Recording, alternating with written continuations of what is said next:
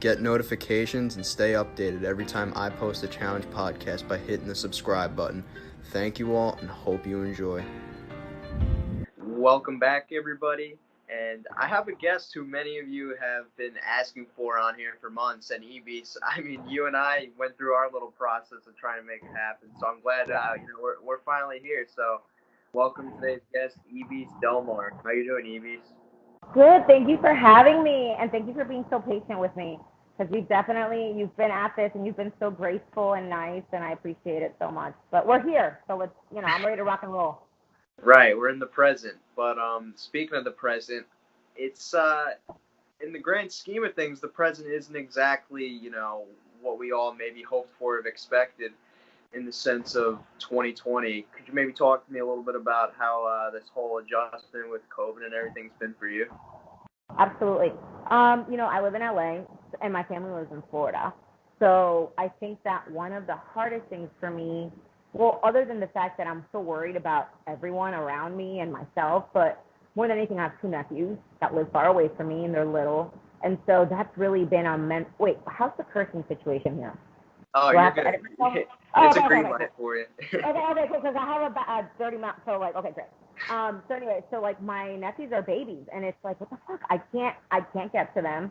My oldest nephew had surgery during COVID, so it's been just like everything like simple and things that you would normally kind of not even think about has become such big deals. However, I will say that on the other side of the spectrum, my family's healthy, I'm healthy, I have a roof over my head, I have great friends, and more importantly, this time has actually really brought our family together, like closer than ever, because we got nobody else, you know what I mean? So it's like you would think that it would be this like weird, but it's been awesome. Like I don't know any other time in our lives as adults that we get a chance to just like hang out and not have to worry about all these different things. My entire family spent a month together, like sister, brother-in-law, nephews, mom, dad, myself, my dog, like, you know what I mean? So I think that in itself has been like a really big gift from this nightmare, dystopian world that we're living in. What about you? Hey, I mean, I can't complain in the sense of, being healthy. That's obviously a plus and a blessing in of itself. But, and I've touched upon it a couple times on here. It's definitely been like, drive me a little stir crazy, not getting to do like the things that I'm used to doing or planned on doing. Like I know myself, at least I can speak for myself. I started class in my semester. I just started like 2 weeks ago, and it's all online for me. So we're talking about crazy. Yeah, you look so much older. I wouldn't have to. You had mentioned that to me. I forgot that you're in school. Oh my god, I'm so jealous. You look so much more like mature and older. Yeah, everyone thinks I'm like 25. Yeah, you totally do. Absolutely. Yeah. But yeah, it's like so crazy because we're talking about like a year, like in a year's time. So like a year ago, you're like a small fish walking into a big pond, right? And then to go like a year later, being on like a Zoom or Skype call and like with 40 other people and a professor, it's just. And you still have to pay? Yeah. That's awful. I went to graduate school, to a private school, so if I would be so pissed. So bless all of you guys, because, damn, that's crazy. Yeah, that's where they'll get you, though, colleges. Any way they can get it, you know what I mean? Anyway, and don't get a student loan, because they will chase you till the day you die. Luckily for myself, I don't have to worry about the whole dorming situation, because I live pretty close to my college. But I know with other people, for example, if someone lives like an hour away, could you imagine having to go in Fuck no. Yeah. Absolutely not. I don't want to imagine it. I'm way past that. I already went through those hardships. I'm good. Well, now we're bringing you back into it. We're this is what this is for. I haven't talked to anybody. I haven't talked to, it's funny that you're catching me at like a perfect time, because obviously the pandemic has made, makes you very, at least me, I'm already very introspective. Always been. I was 12, thinking I was Plato. So I've always been super in touch with the universe and myself and others and whatever. But this pandemic has made me a little too much. And part of what I've been thinking about was kind of like taking stock of my life, and a part of it was thinking back on Rose Rules and all these different things that, like, honest to God, almost feel like a different life, you know, because it was so long ago. So when you came up, I was like, what? You know, like, what? Like, what? Sure, I'll do it. Yeah, I'm happy to do it. But, like, you know, it just feels like a different world. But it's really nice because anytime I think about it, I'm like, I get so happy, and it, like, fulfills, like, that part of me that's kind of tucked away. But yes, I've been thinking about a lot about it lately. So I'm ready to go. Any questions? Yeah, I'm an open book. So, and now I'm like, back in the day, I don't give a shit anymore. You know, back in the day, I used to care about, like, my image and my parents more than anything. You know, I went on the show without, like, my parents even knowing I drank. So, Oh. yeah. I had, like, kissed guys. You know, like, I was very naive. Now I'm like, say what? There's nothing that you know that, or know that I haven't done, so, like, whatever. But you were a youngster, though, starting out, though, no? Oh, yeah, I was 19. So that's, like, at least, like, right around my age now. So if I were to go on a show, then, you know, I'd... Yeah, literally, exactly. I went in 2004. I'm 36 now. I just turned 36. So I was 19, yeah. Wow. Lifetime, like, oh, wow. I can't even say it out loud. It feels gross. I can't even say how many years. It feels really gross. It's all good. Yeah, we're gonna get into you know, what everybody's probably looking to hear about. But before that, I mean, I want to talk a little bit about because you're obviously a producer now, right? Yeah. Could you maybe talk to me a little bit about? Sorry, I didn't mean to cut you off. No. You're wonderful. Oh. Yeah, could you maybe talk to me a little bit about how the whole producer thing came about? Yeah. So it's really funny because, looking back on it, I was a great in producing. I have these, like, really janky earpods, like, faker things, and they're so ghetto.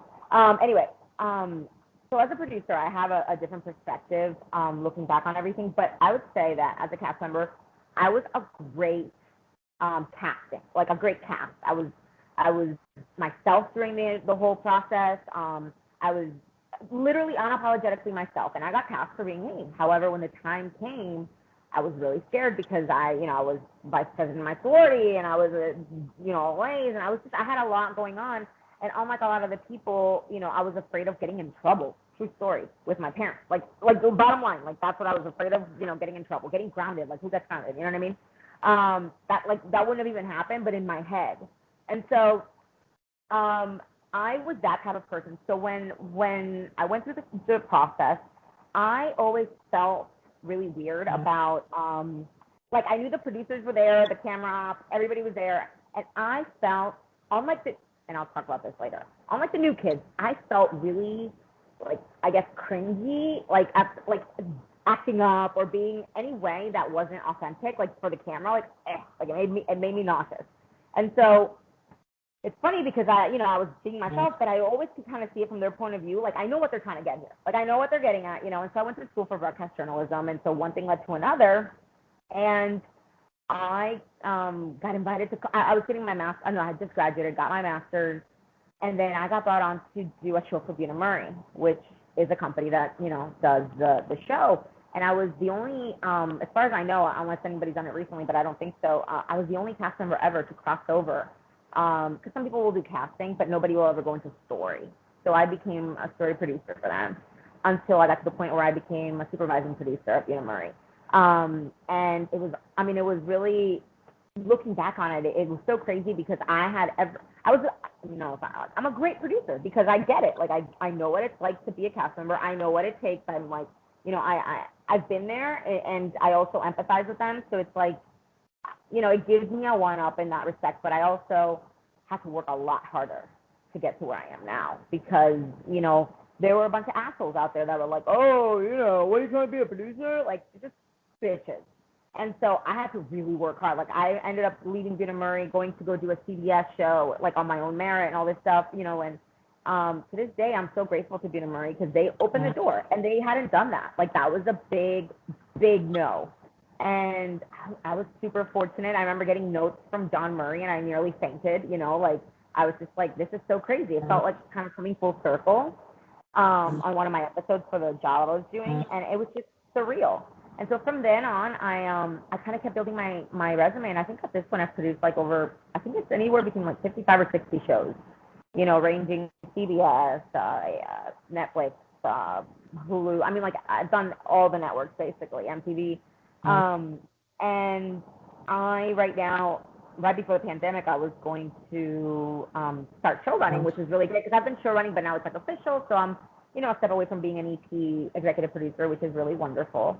And I enjoy it. I love it. I recently did a show for Disney, and that's like, I think I found my niche. I love producing Disney and kids stuff. Like that's my jam. Like that's where I'm at, like in my element. But who would have thought? I started off as a cast member, and then I kind of ended up being where I'm at. But I think I provide a really cool experience for my cast members. Like I keep a really nice relationship with them. I don't lie to them. I'll straight up tell them I don't want to tell you, or I can't tell you, or get the fuck out of here. Like we're not gonna talk about. I'm very honest because I would have rather somebody told me that back then than be like, oh no, blah blah blah. Like shut up. Like shut up. Hurry up to wait. Like we're here waiting. I'm sweating. Like what's up? Like so I'm very straightforward with them because I know what it's like, and it's like everybody will say, oh, you signed up for this. Fuck you. Really? Like nobody signs up for this. Like you sign up. Well, actually, let me take that back. Let me reel it back. Back in the day, in 2004, pre like social media, pre all the, everybody wants to be famous, everybody wants to be an influencer, everybody wants to have a brand, all this shit. Back then, it was about you're going on a dope ass trip to do cool shit somewhere in the world. Like you're literally gonna get your plane ticket with some people, hopefully someone's hot that you get to hang out with, and you get to skip school. Like so that's why you did it. You didn't get paid. I think I got paid like like a per diem that was nothing, but it wasn't about that. I didn't even think about that. And so, wait, I totally lost my train of thought. Wow, I went blank there. I forget what I was saying. Anyway, ask me something else. Okay. Wait, so you said that you were a producer for Buteman Murray. You were a producer for them before the Road Rules? No, after. Never. Okay. Yeah. This was way after. This was after once I crossed over, I could never cross back. Like once I made the decision to be part of the story team for one of their shows, I could never be a cast member again. And this was back in 2010. So 10 years ago. Yeah.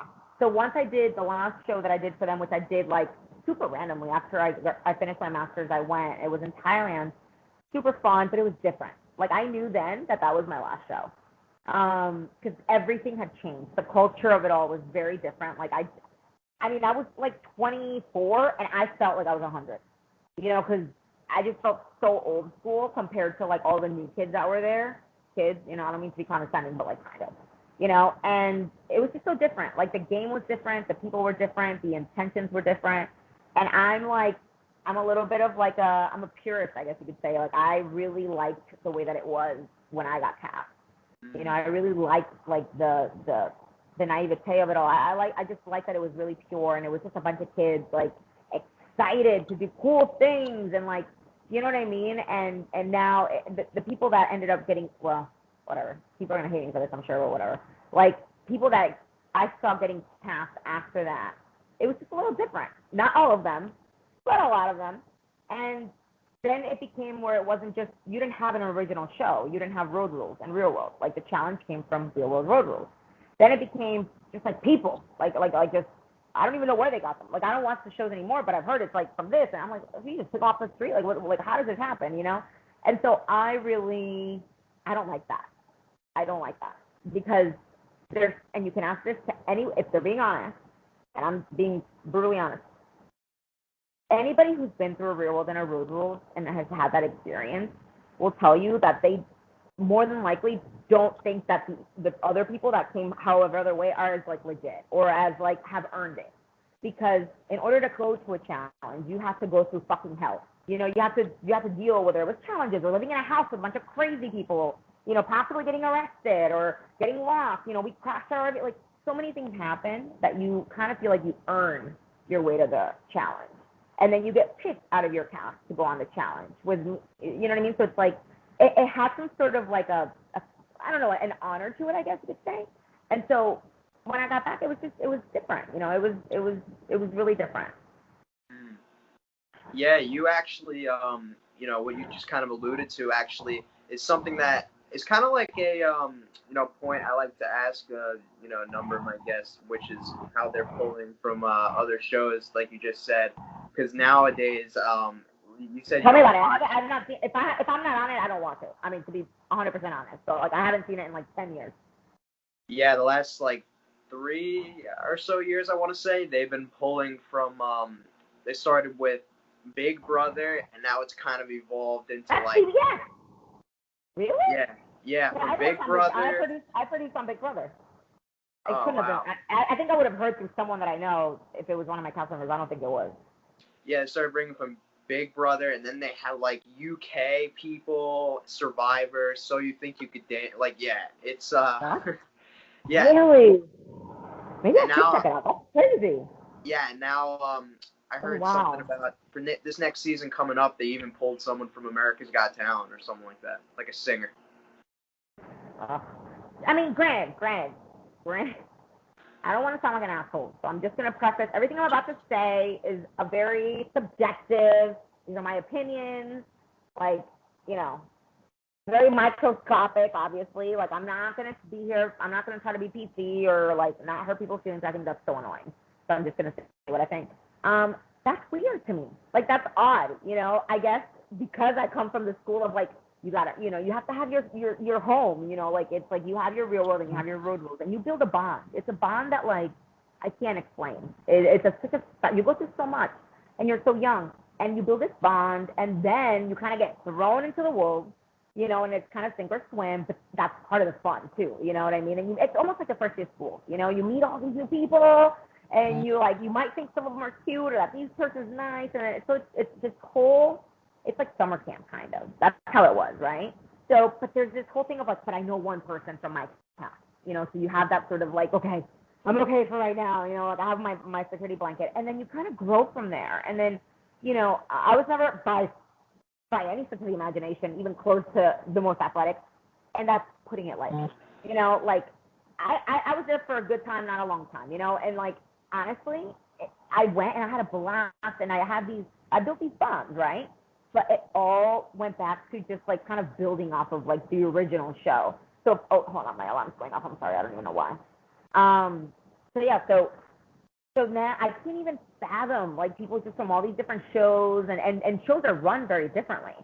So I kind of feel bad for production because that has to be a nightmare to deal with people from just like all these different shows. You have your rules and you have all these different things. So that has to be, for me, like if I was show running that, there is not a box of Excedrin big enough because that would be a nightmare.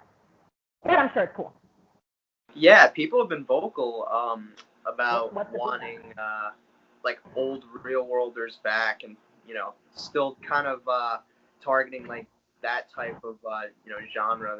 They're not. I mean, like, there's a mixed bag. Of course, you're gonna have people that are like all for bringing people from like Big Brother and like UK, because if they provide drama, because not every, like, it depends, like, as a viewer, it depends like what your preference is, you know what I mean? Like, if you're looking for someone to go into a house and just like get drunk every night, then I mean, more power to you, to be quite honest. Yeah, for sure. Yeah, but I hear everything you're saying about because the whole real world and road rule process is almost meant to be sort of like a elite fraternity that you have to go through, like an initiation. You know what? That's a perfect way to put it. That's a great way to put it, because I've always said that it's kind of like a frat, but I haven't heard anybody else say it, and that's exactly it. And it's almost, I mean, it sounds so cocky. I swear to God, I'm not this not humble or unhumble or whatever the word is. That's exactly what it's like, because you have this group of people who, bottom line, nobody in the world, especially, and I'm talking about the people that from my day, right? Like, I don't know now with these kids, like, I don't know how it is now, but I'm only speaking to my experience. But we've all shared some sort of an experience that nobody in the world can understand. It's something that you can't put into words, and it's a special bond, right? And back then also, it was really a big deal to get cast on the show. Like, I ended up on mine by accident. Like, I went with a buddy of mine. I was drinking Hooters. Like, I wasn't even. So my whole thing happened just because I think it was meant to be. But like you get picked and you go through like 7 or 8 interviews and it's like a whole thing. So by the time you get there, you're like, oh my God, like give me my prize already, like, you know, and it's like you work for it, you know, and I don't know if it's like that anymore. I think do they still do Real World? I think they do. Nah, they stopped doing Real World actually. Yeah, 2017, I want to say 16 maybe was the last year they did it. Yeah. Okay, I'm not embarrassed. I feel like I should know at least that. Wow, where was the last season at? Do you know? Seattle, I think. They did like this weird little twist the last 4 seasons of the show. So it started with they did a season in San Francisco and it was called X, like X, hence like yeah, well, no, like X, like your ex, like girlfriend or boyfriend. Oh like my gosh, shut up. Are you kidding? Oh, yeah, so no. you had your 7 roommates, right? And then they hang out for like, 28 days or whatever it may be. And then when they come home from a bar or whatever, they have like all their ex-boyfriends and girlfriends there, right? No. Stop. I can't. That shit gives me anxiety just thinking about it. It's hard enough to do just the regular thing. To have your no. Homie don't play that game. That's some new school shit. See, like that is like too complicated. I like it simple. There's already if you pass the right people, which back in the day, I think that's I'll get to that in a second, but I think that if you should have enough drama and enough going on, like why bring an ex? Like that is so stressful. God bless them. And they all made it, like they were all fine, like nobody got kicked off. Do people still get kicked off the show? Like and did anybody get into a fight and like leave? Well, what's funny about that season was because one of the girls that actually got kicked off before her ex even got to make it there, she got evicted from the house, right? So, and I think this was like on one of the first. That's hilarious. Oh, you froze. Can you hear me now? I can hear you now. Yeah, go ahead. You said that she got evicted right before, like, yeah. She got evicted like on one of the first couple episodes. She ends up getting invited back to the challenge and ends up winning twice, right? And they did this one twist where you and your pair, like you're in a pair and you and your partner win. They give you the option at the end if you want to steal the money or split it with your partner. And it was $1 million and she stole it all. What? Wait. You just say to me that they're doing $1 million? We used to have like 100,000. $1 million? That's how much the challenge is now? The last like 5 seasons, yeah. It's been $1 million. Look at Theo and Murray up in their game. That's that's insane. Yeah, I would have killed a bitch for $1 million back then. Damn, yeah. That's crazy. They run a tight ship. My mind is blown. Sorry, go ahead. Yeah, I can't even fathom that. Like literally, that's so beyond my scope of like understanding. Yeah, they run a tight ship down there now on the challenge. Wait, so I gotta call Johnny. I wonder, has he won $1 million yet? He won last season, so I think it was half a million. That motherfucker has $1 million. I'm gonna call him and be like, hey, no, I'm just kidding. I love him, but I know that he still does the show. That's why I'm asking. And he wins. At least, the Johnny I've always known, he's a winner. So like I'm assuming if he does go back, he'll probably sweep the floor with everybody. I'm guessing. Right. But no, I want to ask you though, why do you feel like Road Rules fizzled out? For a lot of reasons. Road Rules was, and I know this for a fact, Road Rules was very expensive to produce. A lot of, on the production side of it, it's just very expensive. Even just getting the RV to wherever it is that you're going is like a whole ordeal. So those shows, Road Rules was, from what I've been told, it was Jonathan Murray's like baby, like that was his thing, and then Mary Alice, may she rest in peace. She was like the Real World, like that was her jam and his jam. And he loved it, and they tried to keep on, but because Real World was becoming so popular, and in Road Rules, think about it, you have 30 minutes, and you have to incorporate, or 30 minutes, I think, yeah, it was 30 minutes. I have VHS tapes with my season on it. Okay. But anyway, in 22 minutes, you have to include a challenge, getting ready for the challenge, the fallout of it. Yeah, there's so much that you don't really get as much of like a storyline in road rules. Like they have to be really consistent and really big things for the most part.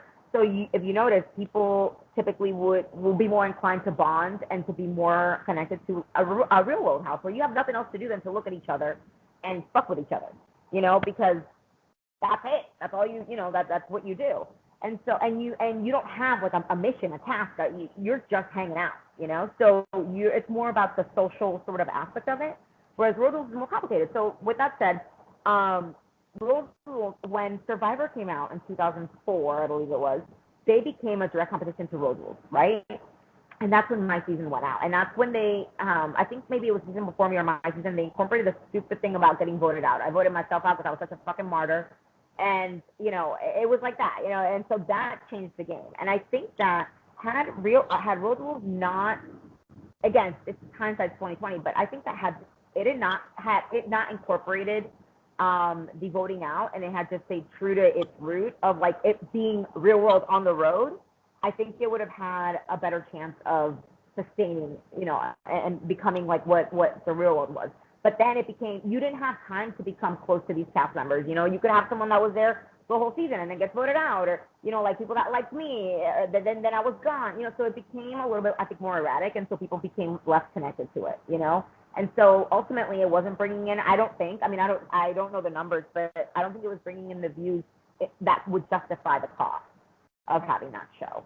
And so it sucks because I wish I could go back in time and whisper and be like, hey guys, like just believe in the show, don't vote people out, like just make it more about the relationship, and and also it's also harder to cast, I think, road rules, because first of all, I was such a dick, because in all honesty, I'm sure that my producers wanted to hang my neck 24/7 because I was such a disappointment in the sense of like I wasn't what they casted, and I still feel bad about that. I apologize to like everyone.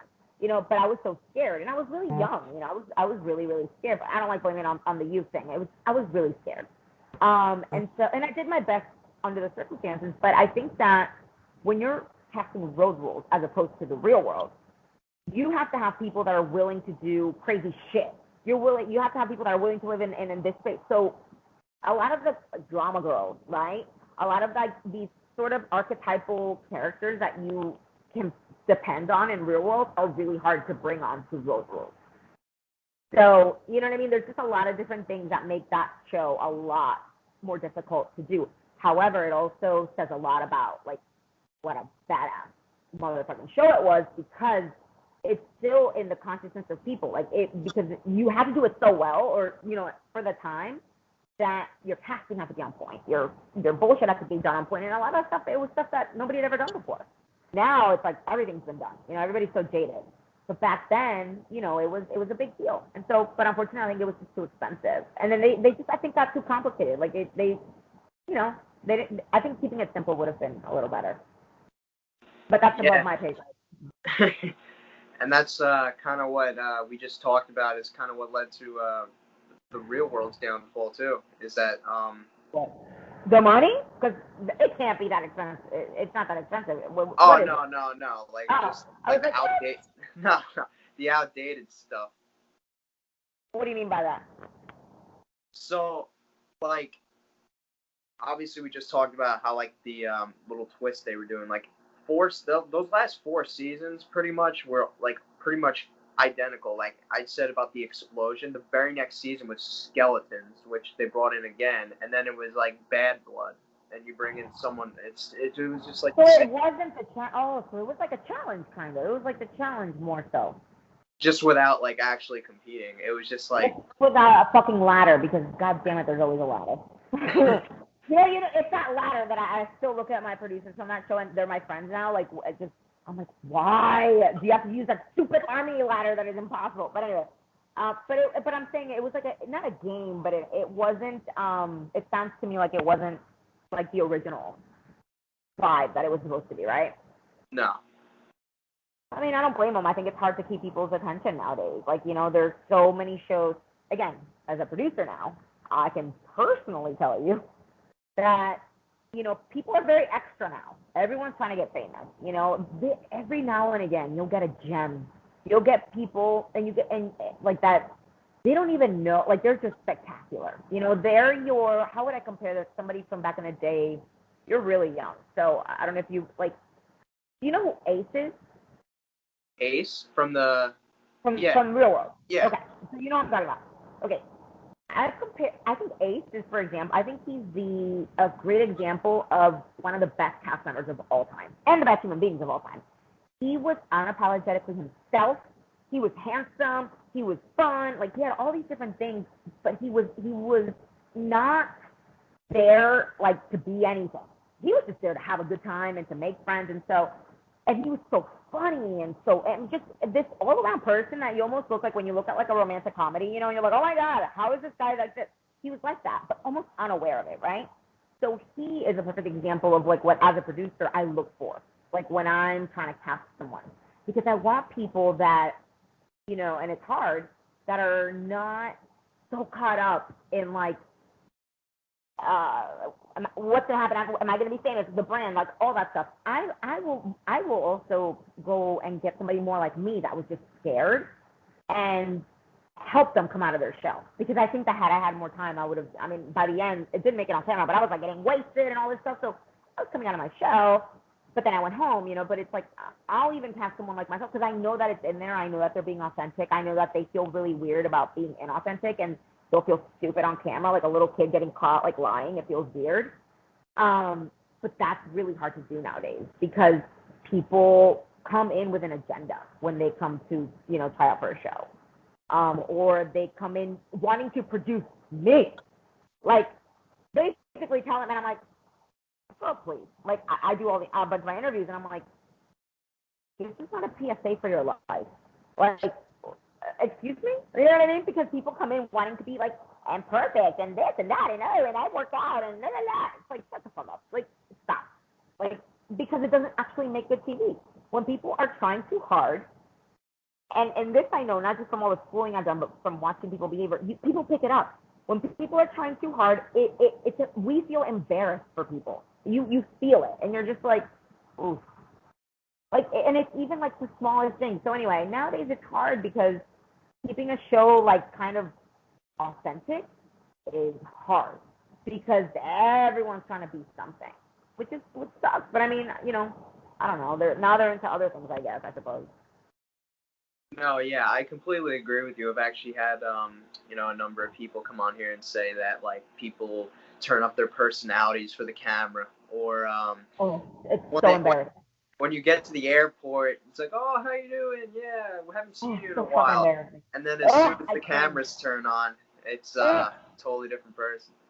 It literally makes me uncomfortable because I'm not perfect, far from it. My God, there's one thing. I'm authentic to the day I die. I am who I am, for better or for worse. That bullshit about like turning it on or giving, it like makes me uncomfortable. It makes me feel so like, and people do that. But see, that's the thing. That was not the norm. That's not how it used to be. I remember when we did Battle of the Sexes in 2004, and I was a newbie. This was back in the day. This is when challenges were just super silly still. It was the most fun I've ever had in my entire life. I remember I was turning 21. No, I'm sorry. I was turning 20, and we had a big party, this and that. Back then, you could spot the one or two people that were like putting on for the camera, and we would like make fun of them. You know, like I remember like Theo Vaughn's really like he's a really funny guy. And I remember, like, he would be around and he would just, like, crack a joke. And it was just, like stop trying. Like, stop doing that. You know, like, whatever that is, just stop. You know, and he was really good about that. Like, we had a lot of guys that were just, like, super, they didn't give a shit. So they were just, like, or Brad, it was another one, like, so funny. Like, they were just authentic. Like, they were so authentic that anybody who came at us with that, like, camera shit, it was like, stop. Like, just stop right now. You're embarrassing yourself. You know what I mean? So it was different. It was just different. Yeah, Theo, you just mentioned, he's actually gone on to do some, you know, pretty cool stuff. Honestly, he's kind of put the challenge in the rear view mirror, though, a little bit. Yeah, he's awesome. He's such a good person. He's a wonderful human being. I adore him. I think he's just the best, and he's fucking hilarious. has always been hilarious. Like we would, oh my god, on this particular challenge, it was, I think, what was it called? It was like Battle of the Sexes, and it was like an all-star cast, you know. It really was, not because I was in it. I'm just saying it really was, like, from Eric Nies to Mark Long to like just all these old school people who, like, to this day I carry in my heart. Like, I love them so much, and that's like the people that I identify with, you know. Which I'm sure they'd be like, oh, it was different when you were there, you know what I mean? But like they were very much like the staple, right? And so when we were all there, like it was a different, like all those boys were just amazing, and like Theo would literally stay up at night and just like make jokes for us, like essentially do like a mini stand up because we were so bored. We didn't have a TV, we didn't have books, we didn't have anything. Freaking Theo would just sit there, I remember, in the boys' cabin and just like say funny shit. We were just dying, and mind you, it wasn't even like on purpose. Like he was just being, it was just hilarious. Like to this day, I mean, he's awesome. And I'm so happy for him. I'm really happy for him. He deserves, like, he's been at the comedy thing for a while. Like, I went and saw him when he came down to Miami, like, years back. And, like, you know, I'm really, really happy for him. Yeah, I got a good one for you from one of his sound bites from one of the seasons. Do you know how, like, those fresh meat seasons where they bring in, like, the, you know, just... Other than, there's like two people that like I like from the fresh meat, and one of them, may she rest in peace, one of my best friends in the world, DM. She was a fresh meat, but I didn't consider her fresh meat. She was the exception, and I told her that to her face. I was like, typically, I would judge you, and I would not like you. However, we became best friends before we went on the show because Katie, one of the cast members, Katie, had introduced us because we were both from Florida. So she was the exception, and then Kenny. He's a motherfucker, but I love him. Like, I love him so much, you know? So I don't consider him fresh meat, but everybody else, they're definitely fresh meat. And you can tell they're fresh meat by the way they behave, for the most part. Yeah, but the soundbite was funny. It was like a clip of them showing up to the airport, and he was like, who are all these kids, like, showing up to my job? You don't see me showing up to Starbucks and trying to out-latte them. Oh my god, see? Like, and that's natural. Like, that's the kind of shit that he would say like that all the time. Yes, makes perfect sense. I totally understand. He's also a badass competitor. Like Theo, his like focus, you wouldn't think so too, because I remember it surprised me. His focus is like unreal. Like he's a beast. Like he's similar to very different player than Johnny, but like he's really kind and really sweet, but he's also like you know, he's really, really good. Same with Landon. Like, all the guys that I'm mentioning are, like, they're the prime example of, like, the kind of what I wish it was still like, and what I wish, like, what I look for when I cast for my shows. I look for people like the Landons, the Theos, the, you know, the Brads. I don't know what he's like, but, like, those type of guys are, like, Kenny, as much as I want to punch him half the time, Kenny's also one of them. He got lucky because he squeezed in through fresh meat, but he easily would have been one of us in a house. And he had that vibe about him. So he was like honorary, but like, you know. Yeah, I actually just had Kenny on last episode. Funny. Hey! Wow, fucker! I love him. I was just I messaged him during Corona to check up on him because he's over there. I stayed with him like when I went last time when I was in New York a couple of years ago. I stayed with him like. I love him. He's one of those people that like I'll be friends with for life. Did he talk shit about me? No. He mentioned you actually as being a part of like the little circle of like people that got along and whatnot. So yeah. But you know what's crazy though? I mean, I don't want to get too off track, but I thought I'd tell you is the school I'm actually going to now is actually the one that Kenny went to. So yeah, we connected on that. It was crazy.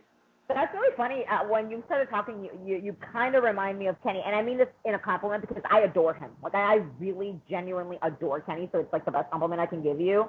You kind of in a I don't even know how to put it, but like in a way you remind me of him. I don't know if it's the accent or just the attitude of like where you guys, I don't know, but it's a Jersey thing.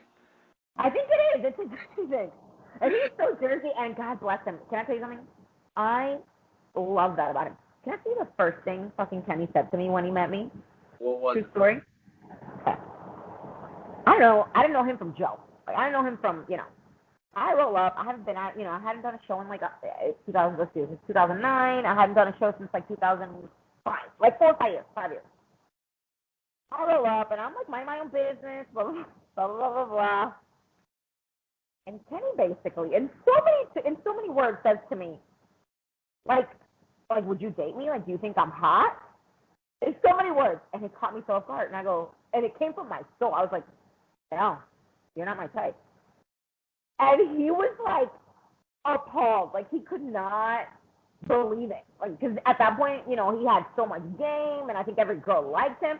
But I didn't know that, I didn't know him, and I was just like, no, you're not really my type. And it just kind of came out. And I was like, no, I'm sorry, like, I don't mean it like that. Like, and that's like kind of like how we created like our initial bond, because then that made us really good friends. But it was like, that's the kind of thing that we have, where it's like he kind of came at me, thinking he was like all, and I'm just like, come on, like stop that, like come on, And so and it just, and then we built a bond and we sustained it. Like, I don't talk to him all the time, but when we do, or when I'm in town, I let him know. And he's one of those. He's like one of those gems, far few in between. But fuck, I love him. He's a good guy. But yeah, I want to get into your challenge kind of now. So, were you excited coming on doing the challenges at first? Because obviously they've evolved now, but at the time it was like the Real World Road Rule Challenge, so it's a little more like it was a little more like of a fun type of thing. I mean, I know the environment, the environment that they're in now, it's become more of like a they're trying to turn it into more of a sport now than anything. But what about 100%? Yeah. 100%. Yeah. I was so excited. I still remember it as if it was yesterday when I got the call that they wanted me to come back to do Battle with Sexes. And it was right after Road Rules. And, like, you always hope you get picked, right? Because, like, they only pick a couple people. So you're kind of like, I hope that, because it's so stupid. It's like high school. It's almost like the Cool Kids Club, So it's like you want to get chosen to be a part of it, because then that means, like, you're the best, Like, it's so stupid. But, like, naive, and this was back in 2004. So anyway, when I got the call, I was so excited. I mean, I could not handle it. I was just so pumped. And they always felt when I was in college, summertime. So it was like my college job, you know what I mean? I did 3 of them, and all 3 of them, I did, summer in between, like, sophomore going into junior year, junior, senior, whatever. And so, yeah, I got the call, and so mind you, you don't know anybody, like, for the most part, like, at the beginning, like the original, you don't know anyone except your cast, so you don't know who's going to be there. You're, like, thinking, again, first day of school vibes, like, oh, my God, and then, especially that season was still, I think Julie Peasy was the EP at the time, and it was like camp. Like, we did a lot of like stupid fun, like it was physical, but not as physical as like when I went back for the Ruins. That was an entirely different world. I mean, it was black and white, literally. And I'm more of this school. I'm more of like the camp vibe. Like, we used to TP each other. I mean, like, literally, we would TP each other. We would play pranks on each other. It was a game. It was legit, through and through, a game. We would take each other's toilet seats and take them off, like boys and girls, so that's how it was divided. It was straight up kiddos, just like fucking around, laughing, playing guitar.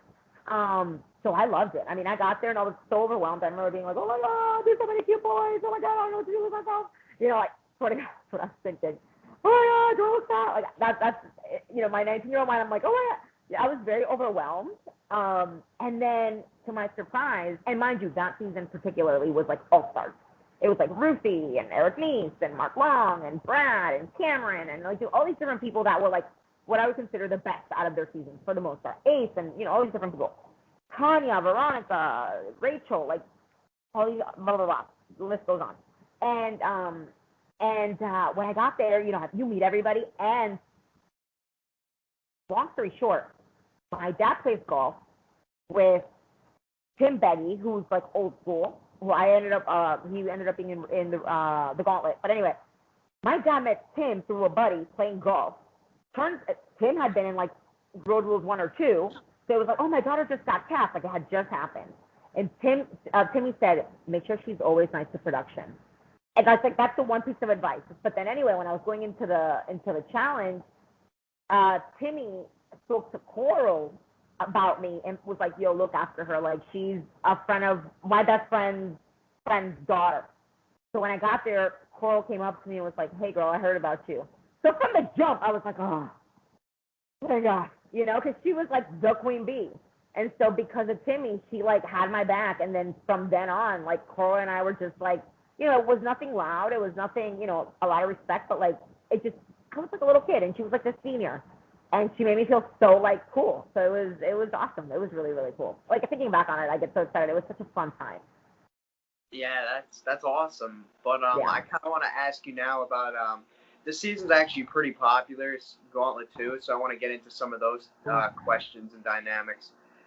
Could you maybe talk to me a little bit about, this was actually a fan question they wanted me to ask you. Please, as many as you want, anything that they want to know. I'm sorry, I'm looking at, if I look to the side, it's my dog.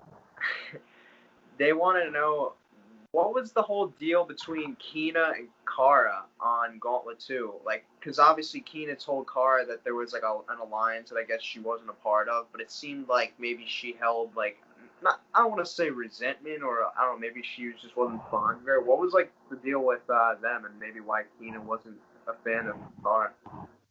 Well, at the time, and I love her, I love them all now. At the time, Kara, yeah, that's how Kara's Evelyn, yeah, Kara.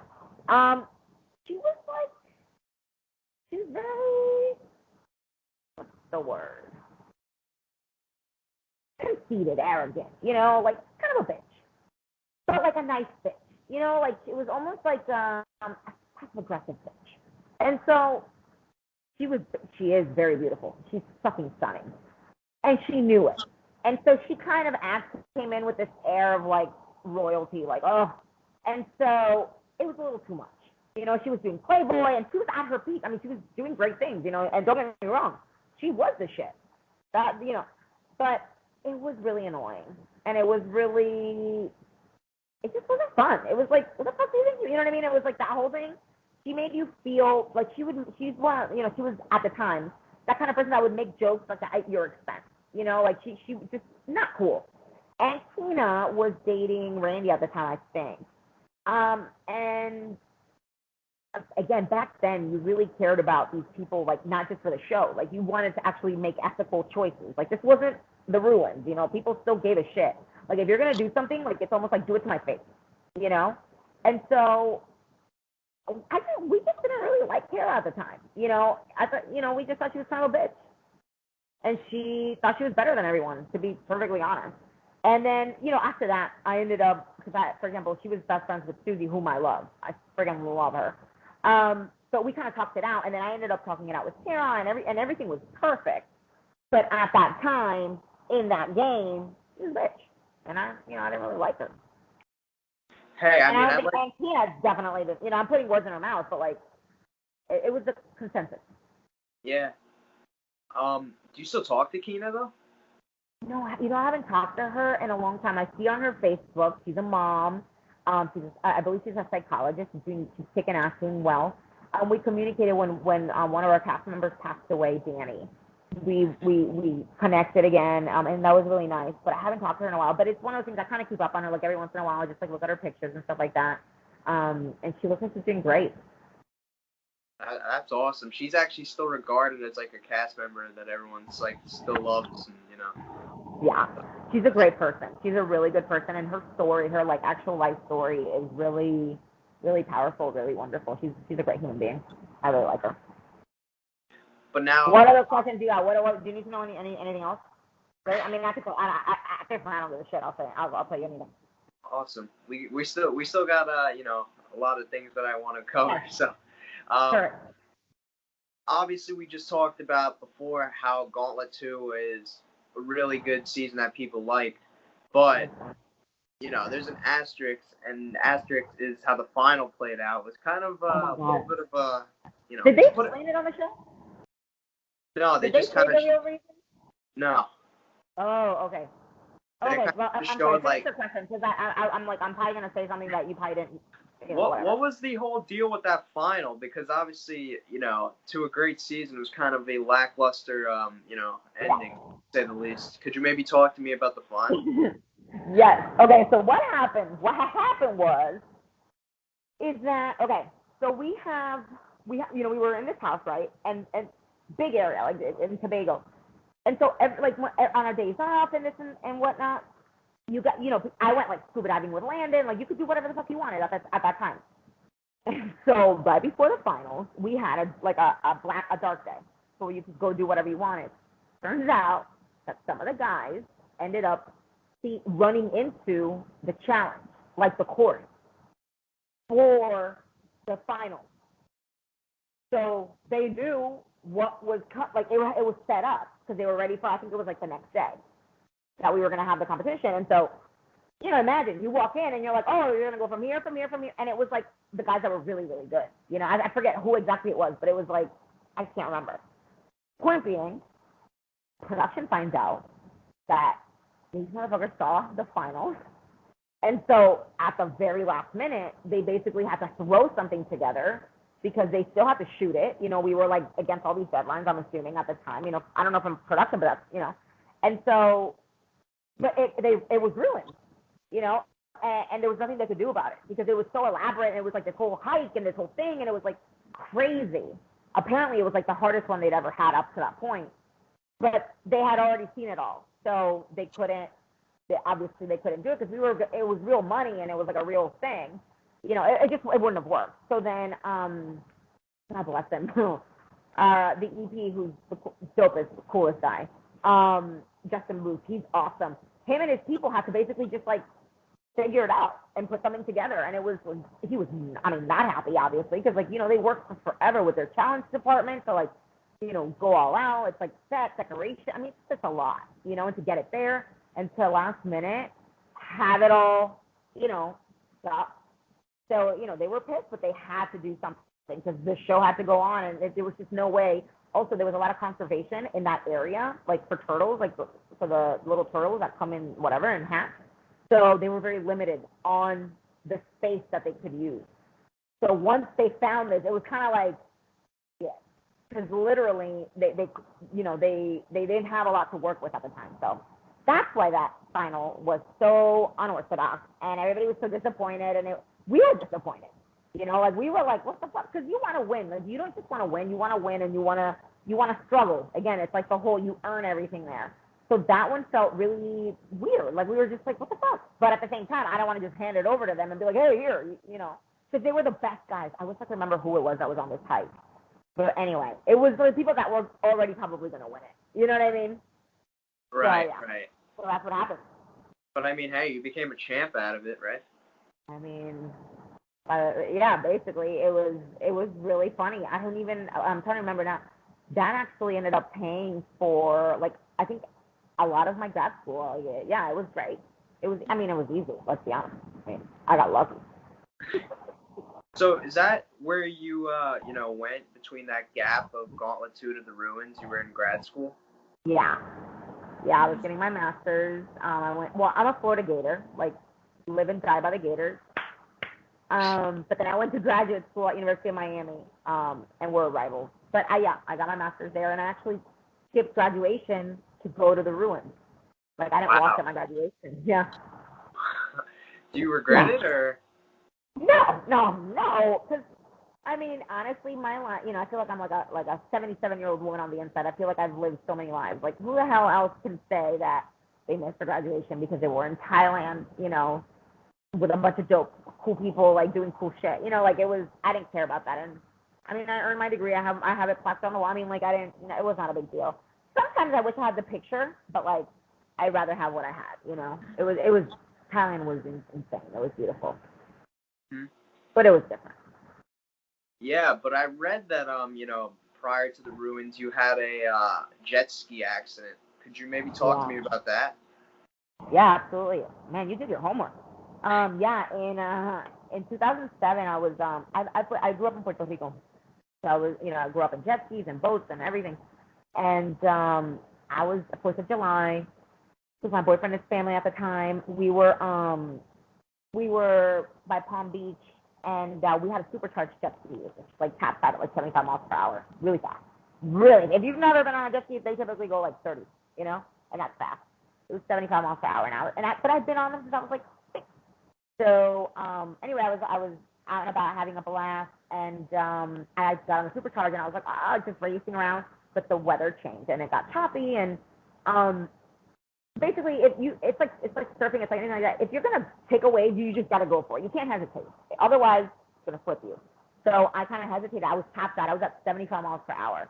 I hesitated and I went like this and I flew off and I landed. I mean, it's very graphic and really gross. I landed on the handle. It's like having a baby, for lack of a better word. And so, to make a very long story medium, I was bleeding like black blood, like internal blood, and thank God my boyfriend at the time was pre-med and he like had this thing and he put it and then, the ambulance came and, when I went into the ICU, my organs were about to shut down. Like it was, I had lost that much blood. I mean, we were in an inlet, which that could have been complicated because there's like sharks. It was just complicated, but by the grace of God, I'm the luckiest person I know. We got back. Because I had lost so much blood, they were worried that my organs were going to shut down. My dad is running down to give, because my dad has like the really good blood. I forget what it is, but it's the good one. That's what he says. And he was running and he started having heart palpitations from being so, panicked. So they had to put him downstairs. But my blood basically just started regenerating on its own. To this day, we don't know how, right? They did all this stuff, but what I didn't realize at the time is I was paralyzed from the waist down because what saved my life originally was a blood clot. Because once that created, I wasn't bleeding as badly. But also, you have to be really, really careful with blood clots because A, they can become an aneurysm if they, you have to have all these things. But also where it was located, it was like right by my coccyx, so like right by tailbone. I broke my sacrum, and then right there I had the blood clot, and so that paralyzed me from the waist down.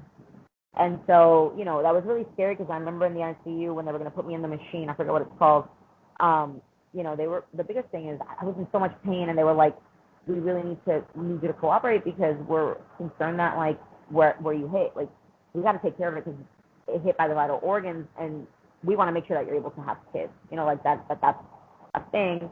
And so that was really scary because I remember I've always wanted to be a mom, and although I'm not a mom yet, like I still hope for that. But I remember at the time, being like, okay, yeah, do what you have to do. So that happened, and like it came okay. I went into surgery and stuff, but what I wasn't expecting is for me not to feel my legs. Like that was, I never thought of that. I was kind of hung up on like, okay, take care of me. Like I want to make sure that I can still have babies, blah blah blah. And then I realized that I couldn't feel my legs, but I just, the pain had subsided at that point, because I was on meds. And so at first they were like, they didn't know what it was, this and that. They projected that I would be able to, the great thing is that they found out what it was, the whole situation. I had some of the best doctors at St. Mary's in Palm Beach. And turns out that because it was a blood clot, I would have to, how do you say it in English, like pass it, like let it go through you naturally. But that could take up to 6 months, give or take, and that's when you would start feeling your legs again. And fucking crazy. I mean, I know it sounds like I'm insane, but like, my dad like carried me onto the car when I was, from because obviously I was paralyzed, and I went and had alternative medicine done, true shit. And my mom's friend, who's a Reiki master, did all this stuff on me. And that night, I woke up in like a pool of blood. And I was freaking out, had to be rushed back to the hospital. Mind you, this is the beginning of like I thought we're gonna be 6 months of me being bedridden, because I couldn't even go to the bathroom on my own. I mean, I couldn't even sit up. Long story short, I had shed the blood clot that night that they did that work on me, the spiritual stuff. That night, all that stuff was because the blood clot went through me. So within days, I was able to like sit up. Eventually, I was walking with a walker. And eventually everything went back. Like I still have some side effects. Like I get really bad restless leg syndrome, and my I don't have control of certain muscles, but like things like that. But in the grand scheme of things, they say that 98 or 99% of people that had that type of accident where I was located would have died because of the amount of blood and the amount of time it took from one place to the next. But I was very fortunate. I was really, really lucky. I have like angels something, and everything that could have gone right went right for me, and so, although yes, I was paralyzed, but it was momentary. And it never felt like it was going to be a part of my story. I got to be honest with you. Like it never felt like real. I mean, I knew it was real, obviously it was real. I couldn't even go to the bathroom. I had to be changed like a baby. It was really horrible. But I knew that wasn't forever, like in my soul. Unfortunately, it wasn't. And so by I believe it was my 22nd birthday, or 22nd or 23rd. I was walking with a walker, which my birthday's July 16th. This is 12 days after, which was like impossible. I was, making my way with like my little walker, and it was unbelievable. So yeah, it was scary, and I haven't gone on a ghost cruise since. God, I can't even like look at them without getting chills. But you know what? Considering I could have died, I feel really lucky. That's a remarkable story.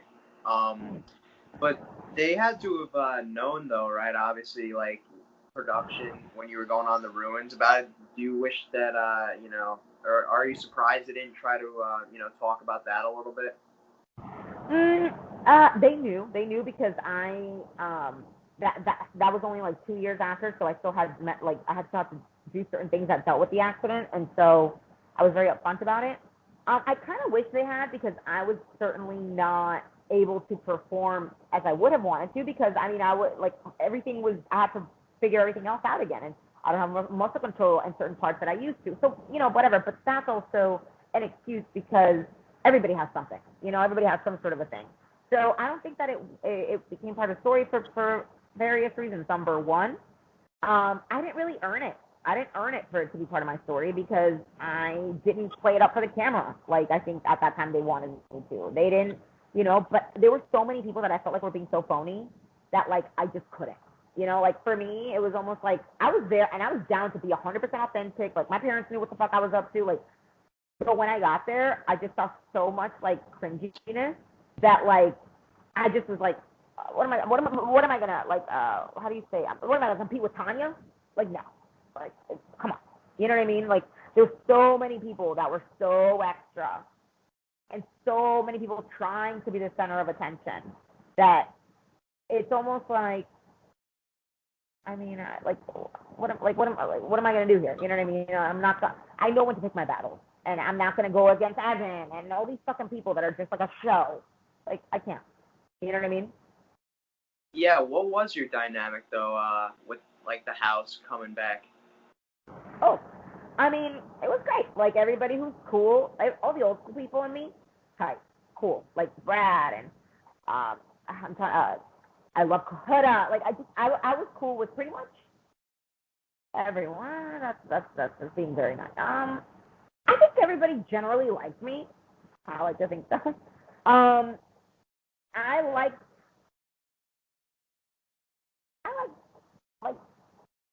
55% of the people, 70%, give or take. That was my first introduction to the fresh meat people, and the way that things have shifted into it being a fucking dick measuring contest 24/7. To me it had lost a lot of that magic, a lot of the really special, the bonds and the games and the silliness of what it used to be. It wasn't there anymore, and I wasn't expecting it, so that really caught me off guard. I remember it was a brutal awakening, being why the fuck am I here?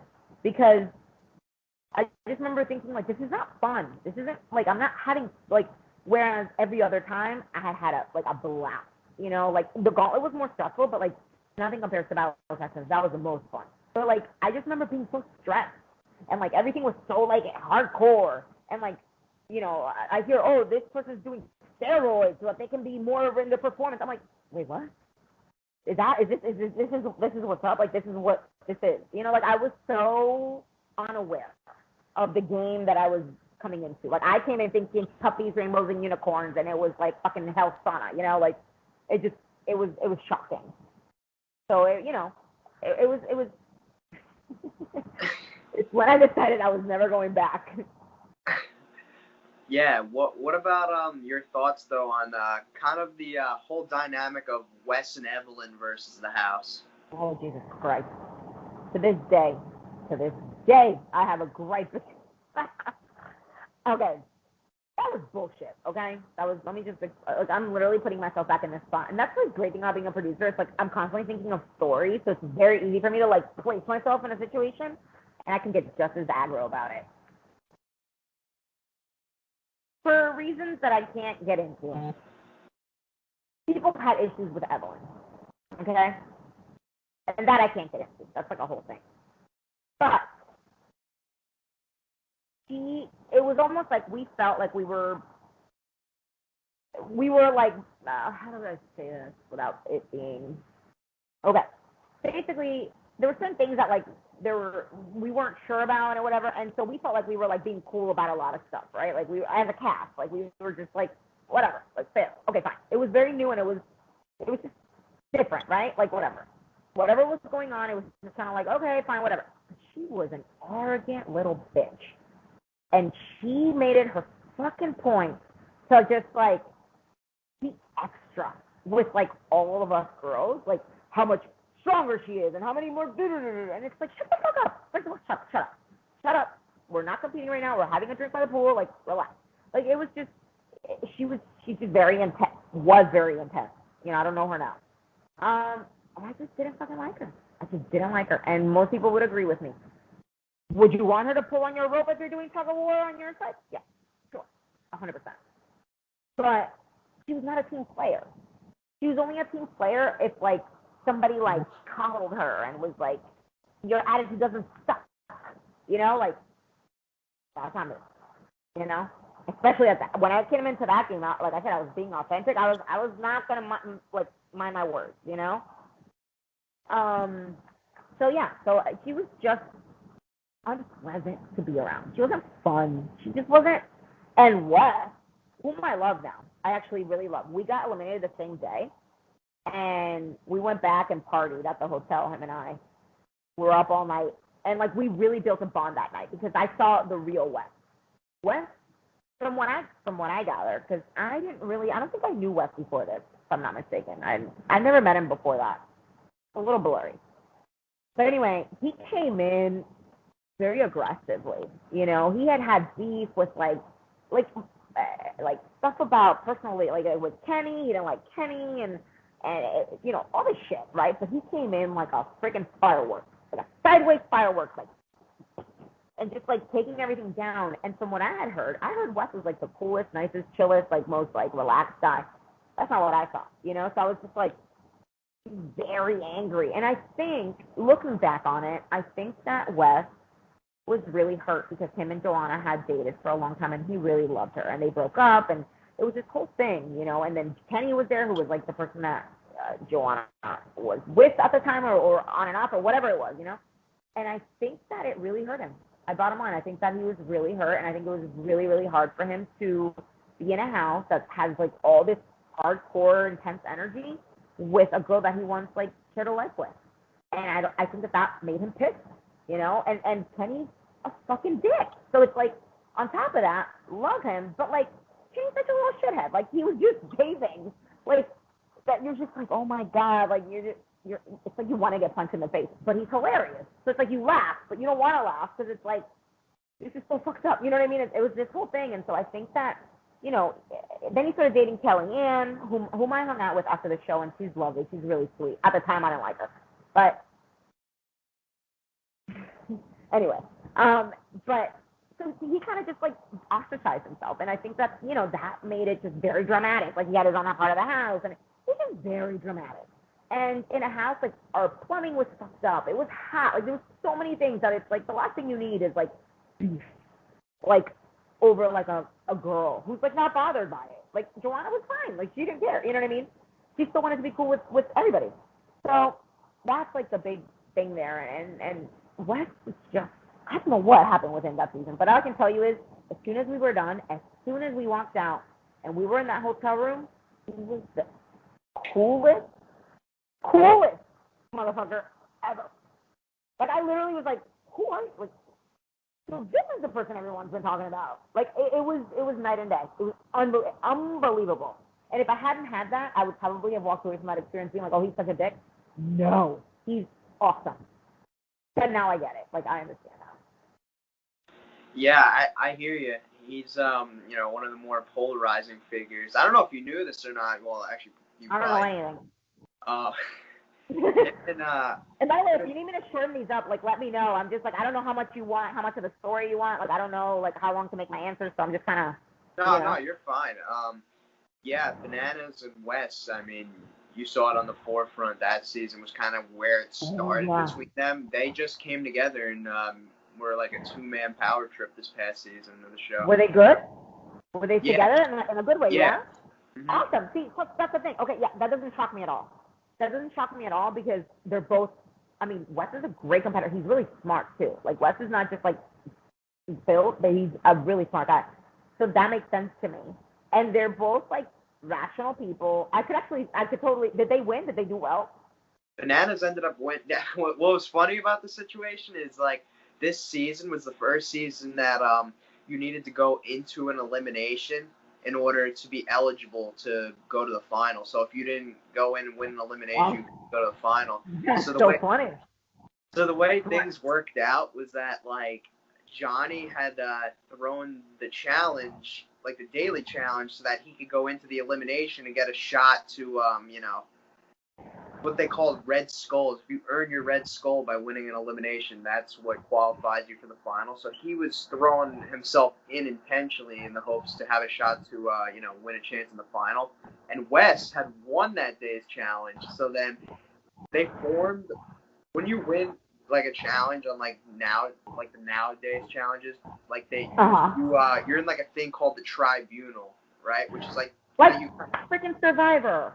Yeah, like a little whatever they call it there. Yeah. You like dictate everything, like who's going in. So Wes actually. I got voted off like fuckers. I remember that very clearly. Yeah, Wes actually ended up throwing himself down there against Johnny, even though they were friends, and Johnny beat him. So, why would he do that? But I could also see Wes doing something like that. That's funny, but like.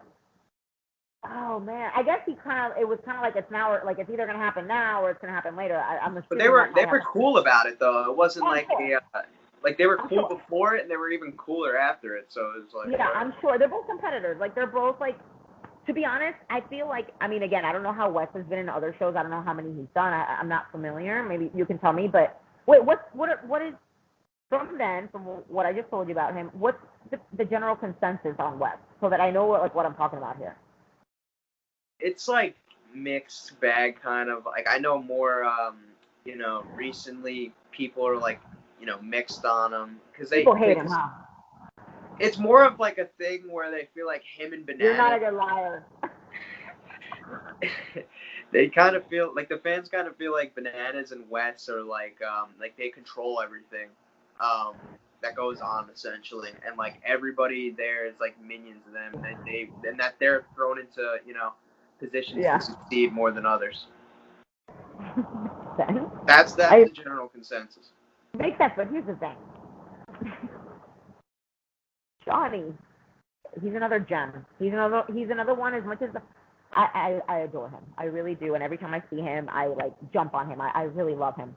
He's another one of my in that family of guys that I was telling you, like the really good. Best castings that Dina Murray I think has ever done for the show, right? Like the standout. Like David from like Real World Seattle, I think he was in. Like those are all part of like they're the same type of like good guys. Johnny is the most type A person I've ever met, probably. He is so like he's smart. He's not just like Bobby. I don't know if you know that, but he's like a smart guy. He like went to Penn State. Like he's a smart guy. But when Johnny sets his mind on something, it's like he's so stubborn. So I'm sure that he's turned that as like part of his game. Like I'm sure that he goes into a room and he owns it. Like he has that sort of like powering like presence that I can't imagine like new people coming in and like trying to front with him because he's just not gonna take it. Like that's just not his like, and he's gonna tell you about it. Like he's just. So that makes sense. It sucks, but like at the same time, if somebody was better or had a better personality or became more of a figure in whatever way they do that, then you earn your keep. Like you've already been handed the show. Like Johnny's at least had a real world experience. Like he's been through it all. Like you know what I'm saying? Like he's like you're like when were you born? Yesterday, and now you want to be the king of the house? I get that. Like I'm kind of an asshole like that too. Like I get that. I'm biased though, Right. I want to talk to you now, though, about the vote and kind of how that went down on the ruins with Veronica. How did the tables kind of turn on you? And you seem to be very angry with Derek Fucking and Johnny afterwards. So fucking pissed. I was really pissed off at both of them because Johnny and I became like best friends. And Johnny and even though I don't talk to him all the time, like Johnny and I have a like Kenny. Like I'm closer to Kenny, but like we have a bond that's like forever. Like if we ever see each other. So and that started from day one. Him and I were just good. And Derek's from my fucking season. From what I said before, remember when I was like, oh, you have one person that you know? That was Derek for me. So when he did that shit, I was like, boy, have you changed. Because that opened my, like, I knew Johnny, Johnny, it pissed me off because Johnny prides himself into, like, being honest and upfront. And I was like, you fucking lied to me. You lied to my face. Like, go fuck yourself. Like, fuck off. Period. End of story. You talk a big game about being so, bullshit. Because me, I'm actually authentic, and I'm actually being honest with you, and I tell you shit straight up, everything I've heard. Like, so anyway, I didn't like that. However, Johnny's, like, what's the word? He will take anybody down to win. You know, like, he's loyal to himself first. You know, and I respect that to a certain degree. It's not my personality type, but I can't hate him on that because I wasn't the best competitor there. So, like, was he going to, like, possibly injure his game out of a friendship that we, although strong, it just kind of started? Like, I can't really blame him, but it was a dick move. He could have just told me about it. Like, he could have just, you know what I mean? Because he had worn up and down. I just wanted to know, like, my whole thing is if I'm going to go, I'm going to go. Fine. But I didn't want to be shocked. And being shocked really pissed me off. And then Derek, I couldn't even talk to him. I couldn't even look at him. I remember when I next saw him years later, he was like, oh, yeah. I was like, fine. Like, we were fine. But I was so angry with Derek, I couldn't even talk to him. I was so hurt. I was just like, fuck you. Like, we slept in the middle of Chile with dog pits all over ourselves. I've always had your back through all your bullshit. And now that you're, like, in this cool kid club, and I've been out of the game, you're gonna play me? Oh, mm-mm. So because at that time also I was playing like myself. Like I was playing Evie, the person before, during, and after the show. That's kind of a smart way to play the game. You gotta leave that person and then go there with some of your morals, maybe, some of your ethics, possibly, maybe not, and play the game. I didn't do that. I was very old school. I didn't do that. Like, to me, your reward is your bond, and just like in the real world, like, you know what I mean? So I was playing a different game, and so I took it very personally. And I mean, the thing is what you saw on camera was just like 30 seconds of like what I was like all the time. They just didn't show it because, well, not yelling at him. I mean, I was really pissed off, but like I wasn't this like wallflower by any stretch of the imagination. But I just also wasn't acting up for the camera. There were plenty of people doing that already. You know what I mean? So yeah, I was pissed. Yeah, I mean, we got this far into it without me asking you about it. So yeah. A bit, you just mentioned Johnny a couple times. A big, rumor that people speculated on was, they thought that maybe you and Johnny had something going on between you guys on the ruins. Was there any truth to it? Yeah. Wait, really? Yeah, because I think I think it was during the Sarah versus Katie / Evan and Kenny kind of like argument with the whole plunger. It showed like you and Johnny were kind of like not in the shot. You weren't in focus. Like you were in like the back, and you guys were kind of like, Yeah, no. We never hooked up. Let me just be clear. Like we never hooked up or anything. But we were flirty. Like we never hooked up. So yeah, no. I mean, I thought at the time he was so cute and everything, and I think that, it was those boys were like at their prime fuckboy stage, so I would never take it to that, or you know what I mean? But we definitely flirted a lot. We 100% flirted a lot, and like I think that added to like me being pissed and being like, what the fuck? But we flirted a lot, but no, we never hooked up. He saved that for all the girls from around the world. There you go, people. Finally put that to rest. Funny, I didn't even know people like. That's funny. People you'd be surprised. I mean, people speculate everything. So I'm glad we could finally put that to rest. You're welcome. Yeah. That's really funny. I have to text Johnny and tell him that. That's really funny. I don't think he even realizes that. But I want to ask you though, because obviously, getting to watch the show after it plays out and stuff. In confessionals, you get to hear people talk, and Kenny more specifically. But I mean, you were you were kind of referred to a couple times like the anchor and stuff. How did you kind of treat that? Oh, I was pissed. I felt like the fat kid that didn't get picked up at kickball. You know what I'm saying? Like 100%. It really hurt my ego because I knew I wasn't the best competitor, but like to hear somebody say that, oh my god, it's the worst. It's so embarrassing, and then the whole world hears it, so you're just like, ugh, you feel so bad about yourself. So I was being furious, and the day that because when I was on the show, I would actually watch the show when it aired because I wanted to see how I came across and everything. I fucking texted him some words. Not very nice words. I mean, I think it was more like the whole like I'm disappointed type vibe, which was even worse. But I definitely picked my words just right because I was like, yeah.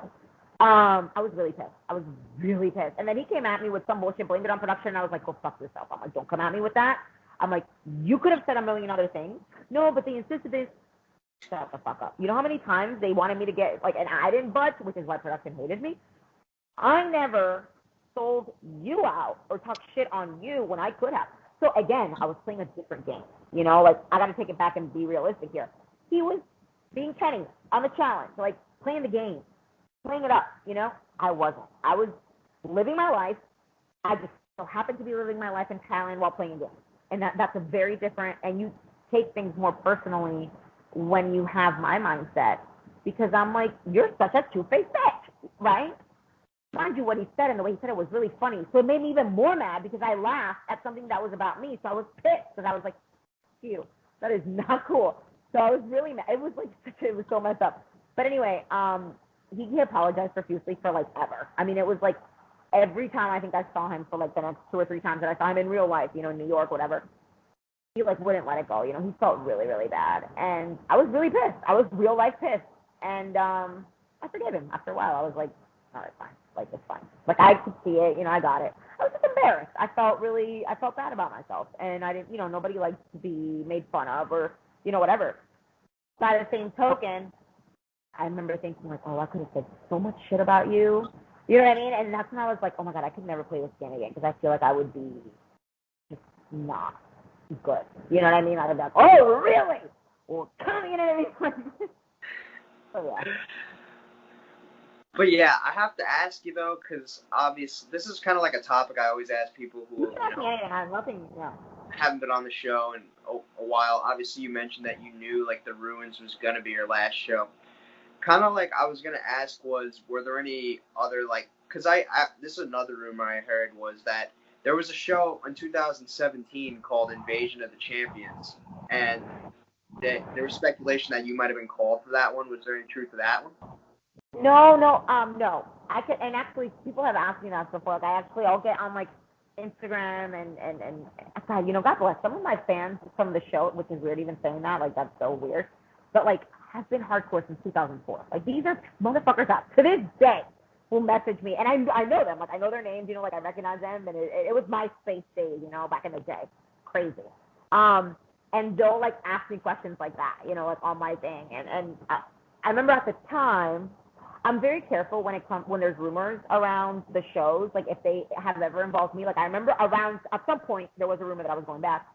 I didn't want to engage in it, but because I had already worked for Bina Murray, I never want to give the impression that, I'm associated with them as a producer and that I'm giving out any sort of information about the show, even though it wouldn't be, you know what I mean? So I never comment on anything like that until after. It's not like right now I can say whatever I want because it has no, but that's why I didn't like say, oh no, I'm not going to be in it or not because, I didn't want to implicate Bina Murray in any way. Because people get crazy. Like, sometimes you say, oh, no, production's talking, whatever. Technology and the internet, people like become MacGyvers of like research. It's nuts. So no, I was not called for that, and I will never be called for a show. That's not an option because again, since I crossed over, it's unethical. You know what I mean? Like these are like now the producers of that show are my friends, people that I hang out with, and so like it wouldn't, you know, that just wouldn't work, you know. So, but yeah, no. Mm-hmm. Another one we could put to rest now. We're just you know. Yeah, no, you asked away. At this point, I haven't even, you know, this is like taking a walk back in time. It's awesome. Yeah.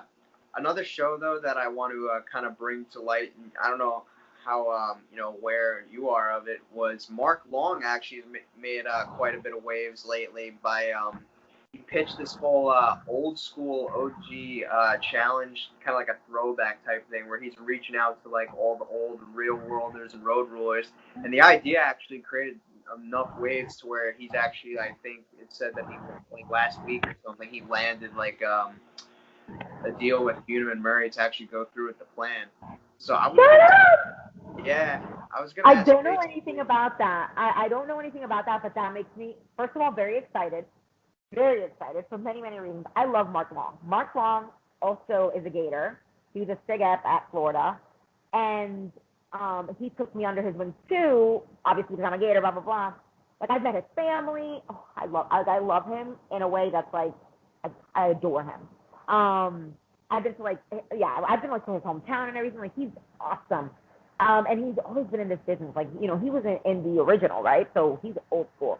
He's such a good freaking guy. Like he's just, and he has the body of a god. Like I don't even know how. It's surreal. It's surreal. And not vain, which is still blows my mind. But that would be amazing because someone like Mark Long is, again, he's another one of the gems. He's like one of those like little. He's another one of the people. Like I was, you know, not everybody on Battle of the Sexes, but most of those guys that were on that show are like what I think are a great representation of the best casting, pretty much for every season. Was David there? I don't think David was there, but like he was. There were a couple missing, but so everybody that Mark is friends with are like the OG, real world people and road rules people, and like the cool people, the ones that like impacted pop culture. Like the people that like significantly like, and mind you, this is just with their personality, you know, like to this day, I mean, I guess maybe at this point, like there's some people that are too young, but like for the most part, people like my age, maybe like, you know, I would say like 5 to 10 years younger than me, maybe, I think I'm pushing it, and definitely older. If you mention a name from what season 1, basically to like, you know, right around San Diego, Real World, or Philadelphia, you know certain people, like they became names, Ruthie, like they just became names in pop culture because they were so just like unique or they drew you in, and those are the people that Mark is friends with. So I'm guessing if I had to bet, that's he's gonna reach out to all the people that like I would cast if I was going to work for Unum Murray as a producer.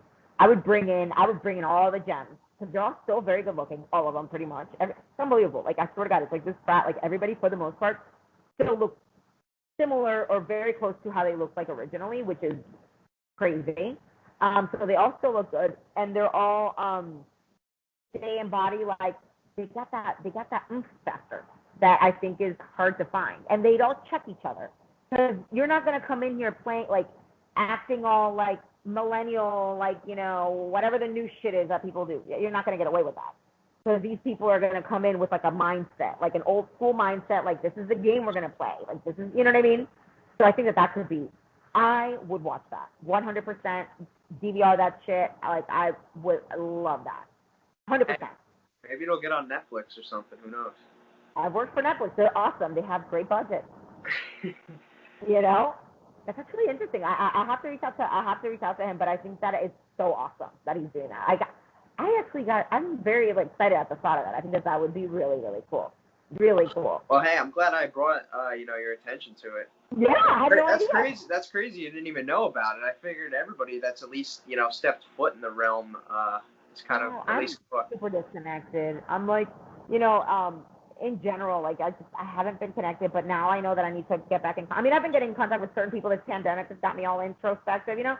Someone's reaching out to people again, but you know, I just lost touch, and as a producer, my life gets really, really busy and hectic, and so I'm usually just trying to like deal with my cast members. So it's like, but yeah, this is great. I like hearing all these news. Right. Well, I appreciate you taking the time to do this with me today. It was, it was a fun blast. We, got to take you down memory lane a little bit, so that was cool. And yeah, I know you're great. Thank you. Yeah, people are going to be stoked to see this. They've been asking for you for quite some time, so everyone's talking about you being like their first challenge crush and all that stuff. So. I love you guys. Oh my God, that makes me feel so special. I'm gonna like take that with me. Thank you so much. I gotta tell you, like, to be really honest with you, there's a lot of cast members much that are way more popular, way more beloved than I ever was. But I gotta say that I think I embody like the true like spirit of like Real World and Road Rules and what it was. And with that comes like the fans that I had. Like they were legit. Like they were in it to win it, thick and thin. They were almost like to what I equated to these days like Big Brother fans, who are hardcore. If you know anything about it, they're the most intense. And I worked on that show. So through this experience, I was really fortunate to have just like this support from people that I knew, people that I didn't know, and it was always consistent. And it was always, they were always so loving. Anytime I ever did any appearance, like it was just, I've always been treated with so much love and so much kindness. And like, I don't know, I've been very fortunate. You know what I mean? Like, I guess if I could go back in time, I would not be so scared. I would have had the conversation with my parents, and I would have been more authentic. But now I carry that with me as a producer, and I have made it like a big mantra in my producing, sort of ideals. And what I do is like I really make it a point to make people feel comfortable, to make people feel like they're going to be safe, and be honest with them and all this different stuff. So I guess I wouldn't change it because I learned from it. But I love everybody that I've met through this. I think it made me a better person, and I think it also at the time, my life story, like everybody else, has ups and downs and all this stuff. But I think that at that time, being 19 or whatever, getting cast, it was almost like getting validated by MTV, like that I'm fucking cool.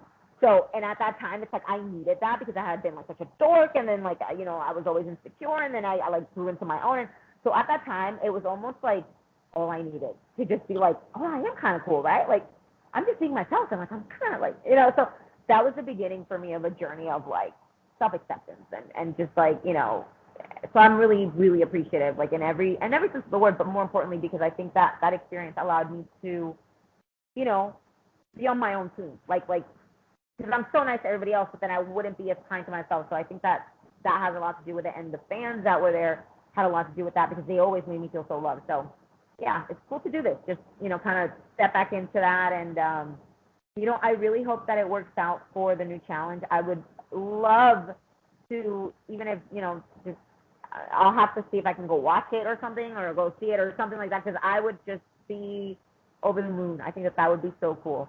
And I think that everybody who's like 40, I'm 36, so let's see, from like 30 to like 50, I feel like they would enjoy it. Maybe not the people your age, but like I think everybody from the olden days would really like that. Well, I thank you again, and I hope you're staying safe and taking care. Thank you, you too. Good luck and kick ass. You're doing awesome. Thank you, you too.